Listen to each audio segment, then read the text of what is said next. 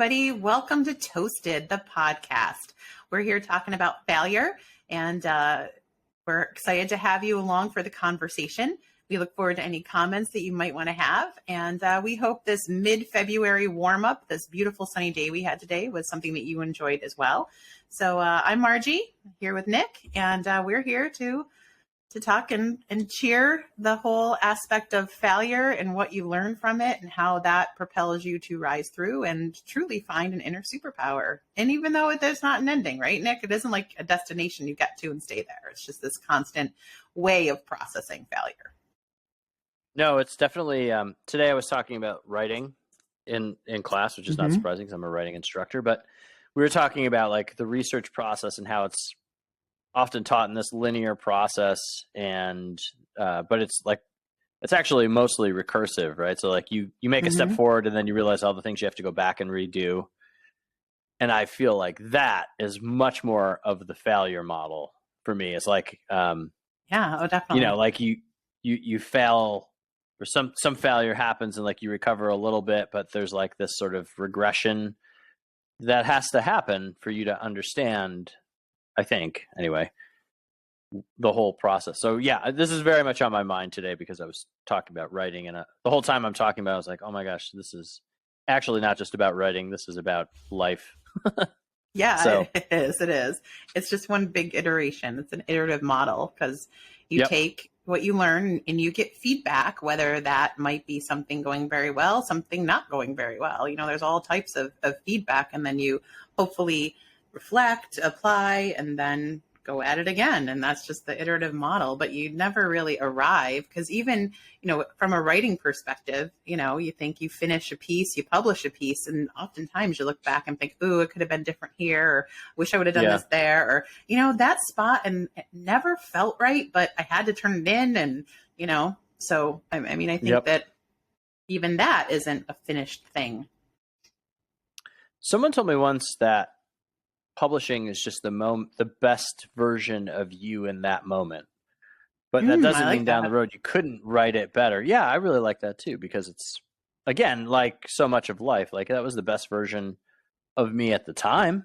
And that kind of goes into what we decided our topic was going to be this evening. And we talked about parenting, and that the feelings of failure or the actual failure, depending on how you define it. And really, it kind of goes right with what you were saying. You know, you make those decisions in that moment.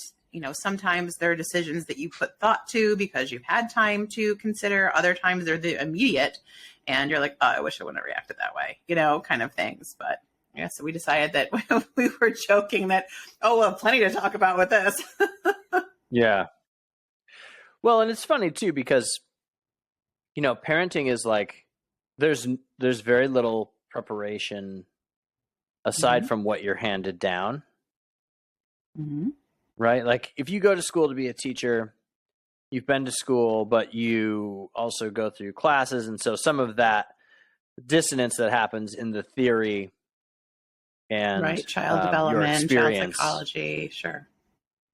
Yeah, so the hope there is that somehow that disrupts your experience. So even if you had a horrible experience in school, the theory kind of shapes you in some way, right? That makes you ultimately better than what your experience was. Right, but that's still your base reference point. You know, your own experience is still your base reference point. Just like, you know, being in public education, oftentimes when you're trying to work with families, they're going from what they know or remember of school, what their experience was, and that becomes their total definition of pick a grade or a whatever, or what a teacher should or shouldn't do type thing. So I think it's the same thing. Like even though you can read all the books, the parenting books, and have conversations, or like me, I did a ton of babysitting when I was a teenager, you know, there's that still, you know, you still have kind of a blueprint that whether or not you say to yourself, I'm going to do it differently and purposely seek to do it very differently, or whether you take things and apply them, you know, I still think you have kind of that base experience that you springboard off of. And then these little creatures that come into your life, they're wired in their own way. Yeah. And they're not, I have 2 kids and they're not wired the same. I mean, aspects of them are, but they're not, just because something worked with one doesn't mean it worked with the other one. And you have 3. So you have, I'm sure, 3 distinct personalities with some similarities in there. Oh, for sure. Yeah. And I think, and I think that's probably a good place to start is like, we all parent to a large extent in reaction to whatever our experience of parenting was, right? Or so like, I think I would positive agree. or negative, you're reacting to whatever experience you had. But what strikes me lately with my kids is so my kids are 16, 10, or 16, 12, and 10. Sometimes I say 16, 10, and 12, which makes no sense numerically, right? Like there's no counting pattern there. But your kids' ages, so that's a win right there. You know how old your kids are. So we're going to take that and put it in the win category. All right, I like it. But it strikes me lately that like I'm at a place now where the fury of parenting is kind of over in terms of like the fast-paced like craziness of it all. Well, not over, but it's different. It's a different. I was just going to say it's a very different kind of fast-paced crazy where you're not. I found at that stage when my kids were, on that middle school, high school time it was just as fast-paced, but I wasn't really spending the time with them. I was taxi mom, right. Or waiting for this thing to end to get to this one, or making sure the homework or the whatever. But like the interaction, like when they were little and you were like playing with them or sitting and watching a movie is very different. And the movies are very different. Yeah. And so, but what that allows for is like way more reflective time than I've ever had raising them. Right. So like my oldest son he has a car and he's like gone. And even though he's with me and whatever, like he's not here.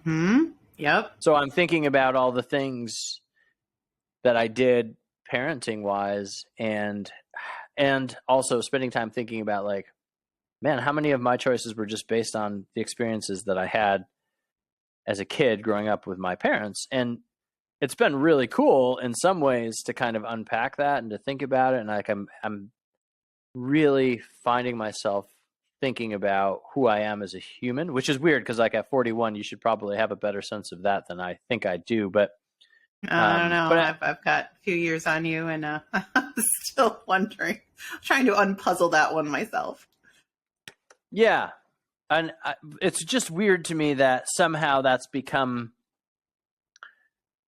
I don't know, lately, I just have more time to do it. And I don't really know why. I think it's just the circumstances of my life are such that I have some free time. And it's probably worth saying, like, as a divorced dad, like I have every other week without my kids. So I have, I do have more time. But that's its own, that's its own struggle with parenting, is when your kids aren't with you, you miss them terribly.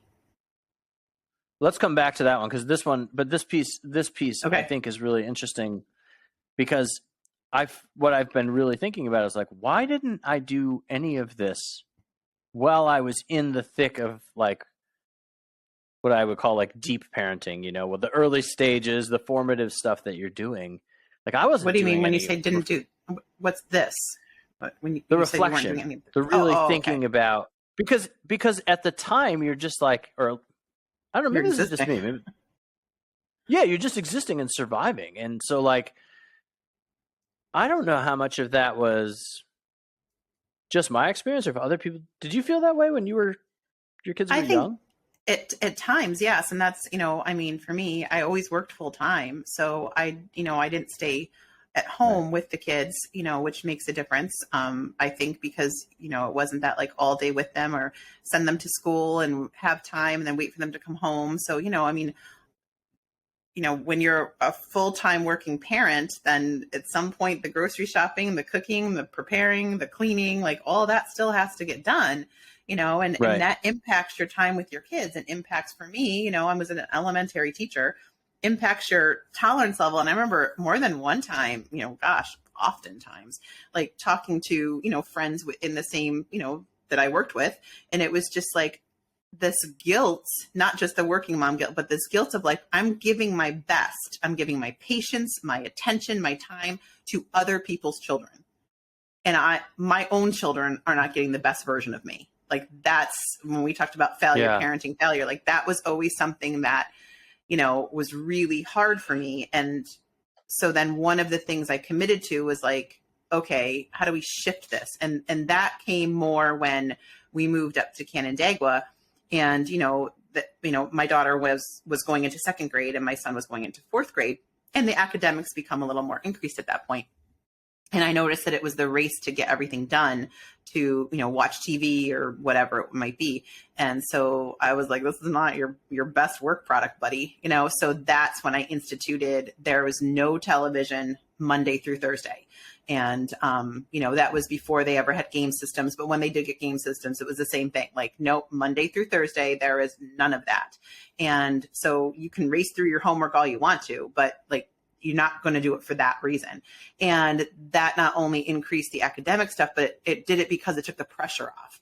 And because of that, it also made me, reflective of the fact that I want to spend time with them. And so we would listen, like every Tuesday was a radio program that we would listen to. We listened to like whole Johnny Quest, stories and episodes, and we listened to different types of theater stuff. And then I was reading, like we talked about favorite books and stuff, reading Chronicles of Narnia. We'd all cuddle together and read together with them. And we just engaged in dialogue, and it was wonderful. And then Fridays, I'm spent by Friday working full time. And so on Fridays, we had a finished basement in the house, and that was where their TV and all that stuff was. And so Fridays was downstairs on paper plates of some whatever food source it was going to be.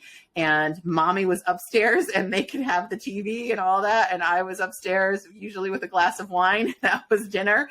And it was like, and it was great because it just gave all of us that pause, but it was nice to know you were building up to it. And then as they became more active in like chorus or musicals or sports teams or whatever, then those practices took the place of that family time together. And that made me sad. I was like, I remember one time I was like, hey, it was a weekend. And I'm like, mommy wants to play with somebody. Mommy is lonely. Who wants to play with mom? And they were just like, I got my friends. I have my this, I have my job. And I'm like, yeah, I'm so sad. I miss you guys. I want to like hang out with you guys. I was kind of feeling that on Sunday when the Super Bowl was happening. And my son was like, yeah, I think my friends and I are going to get together and have a Super Bowl party. And I was like, oh, all right. That's okay. And I was kind of sad, and then he didn't end up going, my oldest. And so we put the game on, and like I made a bunch of snacks or whatever, and like he came up and we all sat around and watched the Super Bowl, and then they ended up having a wrestling match, which sometimes becomes difficult. So Yep.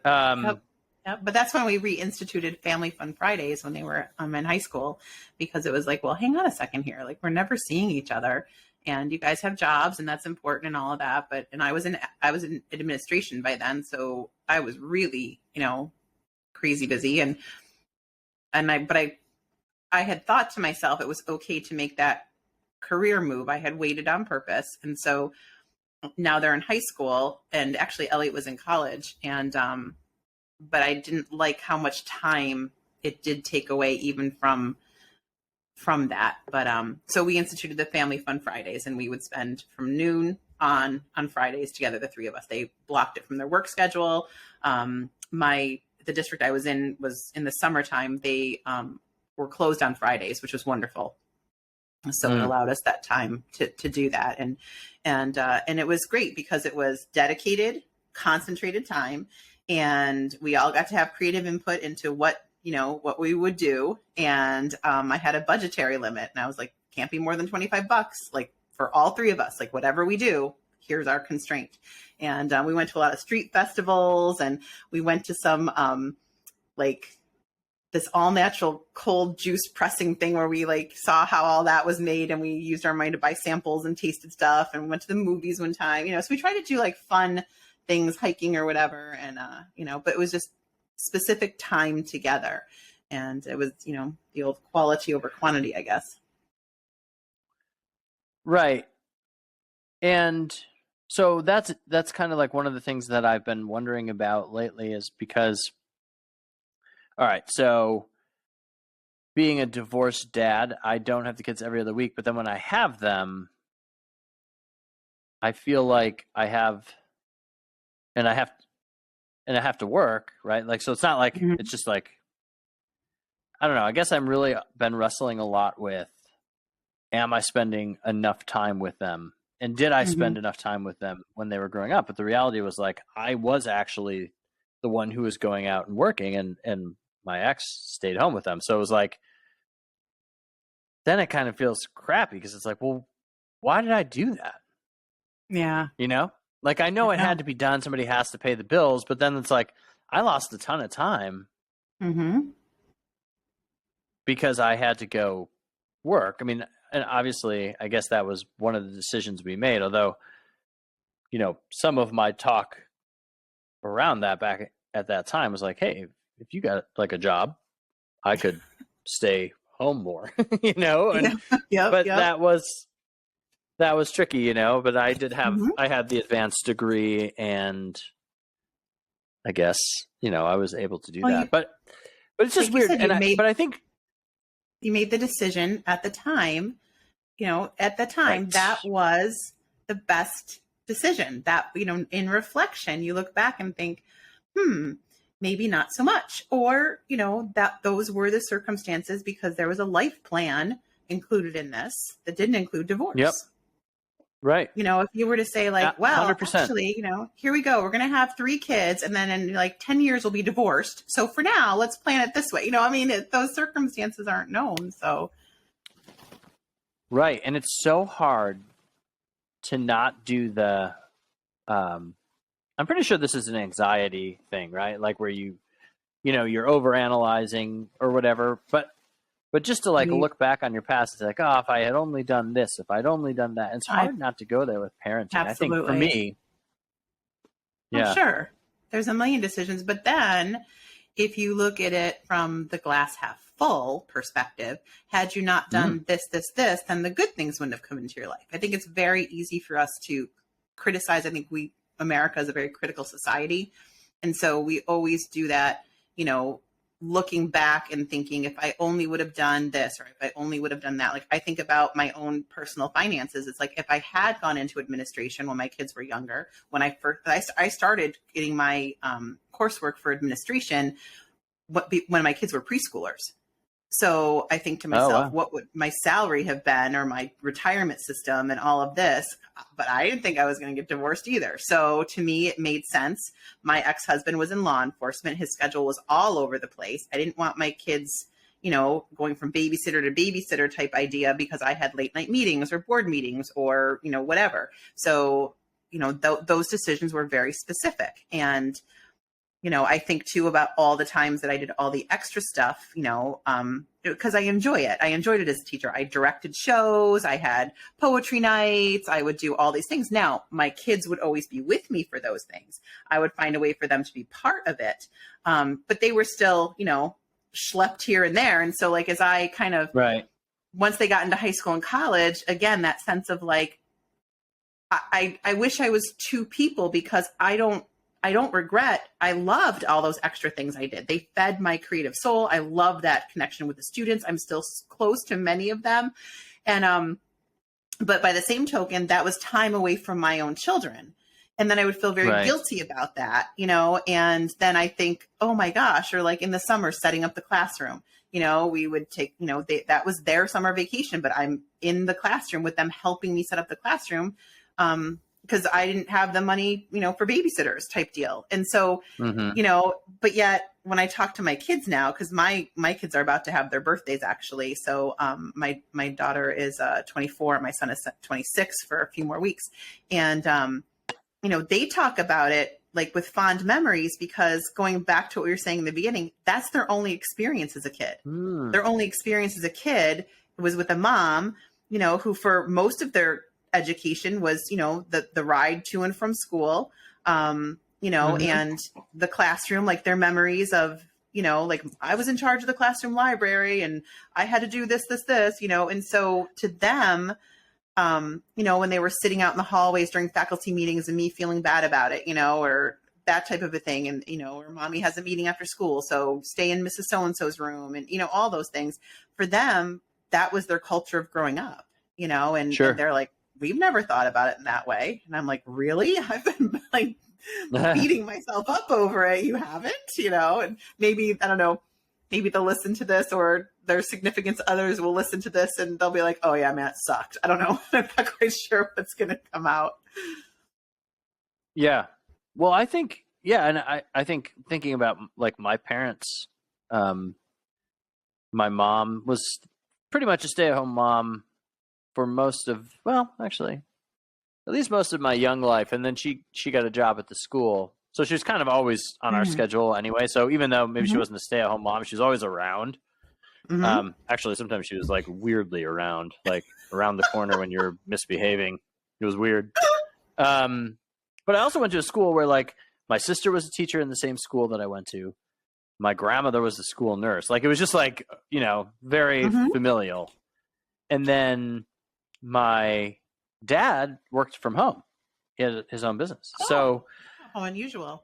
Yeah. So yeah, right. So like I guess some of what I've been thinking about lately is like, geez, that was like kind of the ideal setup. My parents were always around, but then I think about like they had 6 kids and they never had time to actually play with us. I mean, like they weren't aloof, but I think today there's a lot more of an emphasis on entertaining your kids. And I don't think my parents ever once thought about what they could do to entertain us.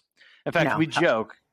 Hell no. If my mother's listening to this, I hope she forgives me. But we joke that and it's not really a joke. She doesn't really remember it this way, but we all remember it the same way, where she would make Kool-Aid, usually forget or not put the sugar in. So it was really just water with some, food coloring. And she would make a plate of sandwiches. And this is in the summertime. And she would open the door and she would say, outside. And we would all go outside. And there's 6 of us, and all 6 of us would be outside. We had a plate of sandwiches and a thing of Kool-Aid. And around noon, she'd let us back in. And, like that happened. Like, but there was no like, there was, but it's weird. Like as a parent now, I look back and I'm like, actually, that was pretty great because, well, I don't know, like we all figured out our own paths and we're all pretty creative and we all kind of do our own thing. But we're all still relatively close, as a family. Yeah. Which is wonderful. So it's just interesting. Yeah. Yeah. I like never I can't really saw it as recreate entertaining. No, you can't. The dynamics are completely different. There's 3 children that you have, not 6. And, whatever those interactions would be, and you don't work from home, and, it's very different. I mean, you could still make a plate of sandwiches and a week Kool-Aid and send your children outside. You could still conceivably do that, let them have that experience, but it's, I always saw it as, I don't know, interacting with my kids. I never felt this need to entertain them. As a matter of fact, I think because I was an elementary teacher, I think it's important for children to learn how to entertain themselves, and to, and to get along with each other. And we, at the time before we moved to Canandaigua, we were in a very rural area and there were no kids around. So if they wanted to play with somebody, they had to get along with each other. And those were basically my words to them, and it was great. And then when we moved to Canandaigua, there was still an element of that until they, got into middle school and stuff. We were in a neighborhood and there were friends, and, that they, I would say they grew apart. They just didn't, before it was just the 2 of them and woods. But it still was like, I had fun with them. Like when we would have snow days, like one of my favorite things was, I think I would, if you surveyed my kids, I would think that, and I know I do the surveys, but if I were to survey my kids, I think this would be one of their favorite memories, which was we had a tradition on snow days and we would make snow day pancakes, and I would take the batter and put it in different bowls, then put different food coloring in. So like each bowl would have a different color of the pancake batter. And then we would like make pancake art, I would call it, like, you know, in the griddle and stuff. And it started out with me like, you know, little crazy mom here, but I wanted them to learn their letters. So I'd make the pancakes in the shape of like an A for Abigail and an E for Elliot. And then that turned into make me this or try this. And, you know, and I'd have them on the chairs next to me and, you know, and we had so much fun. And I remember one of those sad like life moments was Elliot was a senior in high school and we had a rare snow day in Canandaigua. And we made snow day pancakes, and it was the last time because he would, you know, he was going to college. So that was the last time we had snow day pancakes. And yeah, so that's one of those things that I hope that, you know, they're not teachers. They don't have snow days. So, you know, raising their own kids, but maybe they'll do snowstorm pancakes. I don't know. But I hope that they take something like that away, you know. So like that was I wasn't entertaining. It was like interacting with them. That makes sense. Well, I didn't mean anything by that. When what I was thinking about more is like I see a lot of my friends actually today, like trying to keep their kids busy for them. If that makes any sense, like they've got them in 10 million activities. Oh, right, and really right. I see like, what you're saying. You know, and like I don't do that. I mean, my kids sort of naturally have got some interests in like they do those things, but then there's this weird. So this is what I'm saying. Every single decision in parenting just feels like anxiety provoking because my one son is like, so Sunday I took my youngest to a basketball clinic, and my middle son was going to go too. But then he was like, I don't want to spend my Sunday doing that. Like I want to be home.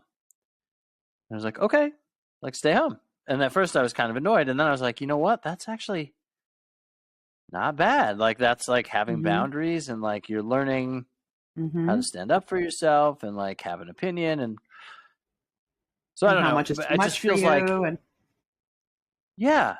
And he is more introverted. Like it would have been uncomfortable, although I think he would have liked it if he got there. But, you know, that discomfort can be a lot to overcome.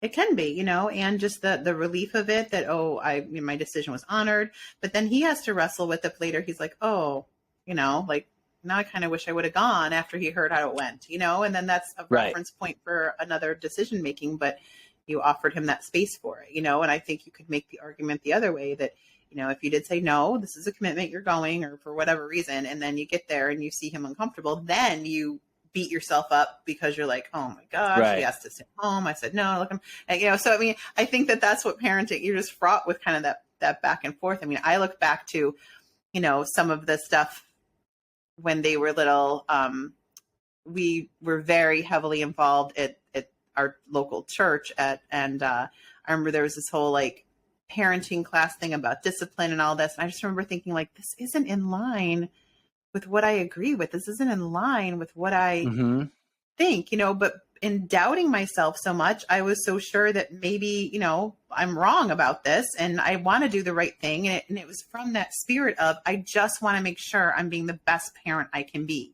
And these are supposed to be, you know, the experts that, you know, tell us these things. And, you know, so that's something I can't undo, but I still carry with me. And I have talked to my kids as adults and said, guys, that was kind of messed up. Like, you know, and I'm sorry, you know, I've just, with the information I had and the belief system I had that moment, going back to that whole thing, that was the decision I made because I really, truly, in my heart of hearts, thought it was the right decision and doubted myself so much because I'd never been a parent before. I didn't want to screw this up, you know, and trying to do that and not listening to your own self saying like, well, what about this doesn't feel right? What about this doesn't feel natural? What about this do you know, disagree with? But then you have to, you know, I was trying to my spouse had a voice too. I mean, he's, you know, the other parent at the time, you know, and it was like, okay, you know, so I'm trying to like navigate all this, but in the end, you know, it's the kind of thing where you're left with that was the decision I made at the time. And if I could go back in time, I would do it differently, but I didn't, you know, and that sucks. Yeah. Amen. And that's a really interesting dynamic too, right? So we're talking about our own personal reflections. But like the other reality is like some of those decisions are compromises, right? That you make with this other person who has an equal say in the upbringing of these people. And I was kind of amazed, and I would say over the course of my marriage, it got wider and wider, but the divide between our philosophies was like, I agree. Wait a minute. With that same thing with me. Yeah. And that's hard. Hard in so many levels, right? Because like it's also destroying your relationship with this other person who you were attracted to enough initially to make these little critters, right? Yeah, like, and I mean, and you thought you were on the same page. Like at some point, you know, I mean, I definitely thought we were on the same page, and then as things began to evolve, it's like you said, the divide starts, and it's like, okay, the compromise and what, and in this particular, you know, I kind of joke. Well, I don't joke. It's a very bitter kind of, I don't even know what kind of joke it is, but just the idea that like I was raised Catholic. I'll just go with it. I'll just talk. Yeah, go. Just go. You know, and I'm not trying to, and that's the hard thing where they say, don't talk about politics and talk about religion. Like, I'm not trying to criticize any of those belief systems. You know, that's not the point of the story. The point of the story is I was raised Catholic, and with that, in my own experience, I had some really great experiences, but I also had the whole like Catholic guilt type experiences. And when Elliot, we had to go to baptism classes to have him baptized, which I was annoyed with. I thought that was a little bit ridiculous. I'm like, I really don't see anywhere where God says we have to go to classes for our child to be baptized and, you know, accepted, you know, and those are my own feelings. And so we're there, and the person says, you know, the number one thing that you as a parent are responsible for is ensuring your child gets to heaven. And we got into the car, and I looked at my then spouse and said, well, I would agree with that. We're leaving the Catholic Church. So he was like, that was not an outcome he was expecting, but he had compromised because he had left the Catholic Church, started going back because I was like, no, like I'm Catholic. We're raising our kids Catholic. We're getting married Catholic, all this stuff. And so then we went to a non-denominational Christian church, and the kids had wonderful, beautiful experiences there, and we were very involved. But then the thought process of the church became more and more closed, and it was like, you know, a good mother wouldn't work. You know, he would work 2 jobs to support you because you should be home. You should be homeschooling your children. I can't believe you send your kids to public school, you know, and these criticisms. And I'm like, this was not how this was structured originally. And then, you know, the parenting classes and stuff. And so I'm trying to think of the point of the story, and even to begin with what we were talking about. Oh, the compromises that you make, you know, and then you look back and the divide gets wider and wider because as he dug in more and more, and I'm like, no. And it just becomes this like, wait, what happened here? We were on the same page, and I'm not sure how we ended up in such opposite directions. And then you're thinking, okay, how do I honor the marriage part of it, the raising the kid part? Like, you know, and I don't know about you, but at many points, I felt like I had to choose one. Like, am I choosing the parent part because this is what I believe, or am I choosing the marriage part? And that became incredibly stressful, and doubting myself over and over and over, you know, and trying to figure out how to navigate this. And weirdly, I started to think like I'm preserving this marriage, but growing further and further from believing that what we're doing for our kids is right. That's a very awkward existence. It's a horrible existence because it's not like you can press pause and figure it out. It's like, because you're still going through all the motions, all the everythings. Yeah, you can't just say like, you know what? Let me just like take a week off of working, take a week off of momming, take a week off of wifing. Everybody just freeze. And then let me figure this out, and then I'll unfreeze everybody, and it's all going to be good. You know, like, no, because we have gymnastics, and there needs to be groceries. And, oh, Mom, I forgot to tell you, I signed up for brownies tomorrow. You're like, oh, great. Okay, awesome. Yeah. And then time just goes by. And like, and I can totally relate because, you know, around this time when like I started really getting like, wait a minute, I don't really agree with the way we're raising kids. And I feel like all my decisions are trying to preserve my marriage at the expense of my kids. I'm also working as an administrator, right? So I'm also like working crazy hours. So yeah, I mean, I just think the whole setup is fraught. Now, the whole point here isn't to to say there's no hope, right? But no, I gosh, do no. think, yeah, It's what do you learn from it? What do you reflect and learn from it? And and how do you deal with those feelings? For me, anyway, how do you deal with those feelings of failure? And to borrow, what Steve had coined on the podcast the first time he was on was perceived failure. I think that's such a good way to say it. I don't know as though I failed or not. What is the litmus test of that?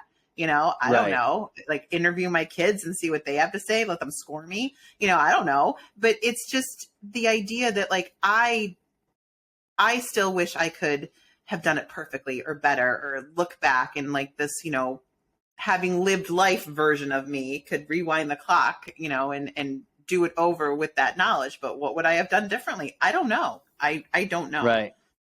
Except for that church thing. I would have done that differently. that one parenting class. Yeah. Yeah. Well, and, I think about personally, how could I have, well, gosh, I don't know. I guess I was going to say, how could I have stood up more? But at the moment, I don't think I could have. It really took leaving the marriage to make that happen, because I was with somebody who wasn't going to compromise. And so literally the only way that I could ever really have any say in how the kids were raised was to have my own existence, which is a weird feeling. It is a very weird feeling. As we said before, you don't get married to get divorced. That's not the point. Isn't the plan. Right. Right. And the other thing I kind of wonder about, though, and I don't have a great answer to this, but are we doing enough as a society to prepare people to be parents? And I'm sure that's a huge question with lots of smart sociological answers, but I certainly wasn't ready. I certainly don't feel like I was self-aware enough at 24, 25, whenever I had my first kid, to really do the job that I think I could do now, which is kind of ironic. At 41, I think I'm ready to start, but I'm in this other phase now. So I kind of wonder about that. Yeah, I remember, oh gosh, this is old movie, Parenthood. I remember very young Keanu Reeves was in it. And I remember one of the really, poignant scenes was in the kitchen, and he's not thinking he's saying anything poignant. He was like scarfing something down off a plate or whatever. And he makes a comment about how, it's like, you don't have to take a test or anything. Like you have to take a test to get a driver's license, a test to do this, a test that. Just anybody can be a parent. And I just remember thinking like, whoa, and again, you can read all the books. God knows I did. And, but then it doesn't prepare you for me anyway. My son ended up he was born 6.5 weeks early. So none of the books talked about what happens when your child is in the neonatal intensive care unit. What happens when you go home from the hospital, and your son is over an hour away and you're driving back and forth, and the phone calls to find out what his bilirubin level is each day, and what his oxygen saturation level is each day, and how many times did his heart stop overnight? That was not I was planning on, or any parent, and it's a million things. And it's not like a poor me type situation, or poor my son was the one who was in the hospital, for goodness sake.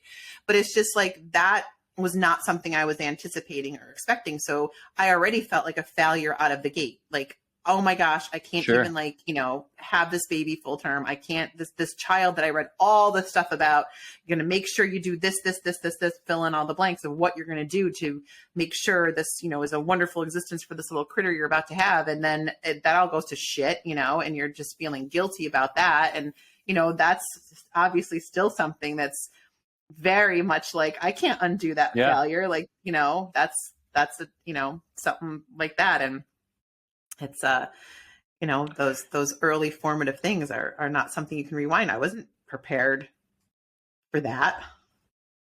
That's really and then interesting. So he had to be on this medicine that babies is kind of like, I don't know, baby crack, if you will, to keep his heart rate up and all that. And we had this monitor and that he had to be strapped to for the first several months of his life. And, and we had to learn how to resuscitate, a newborn before we could take him home.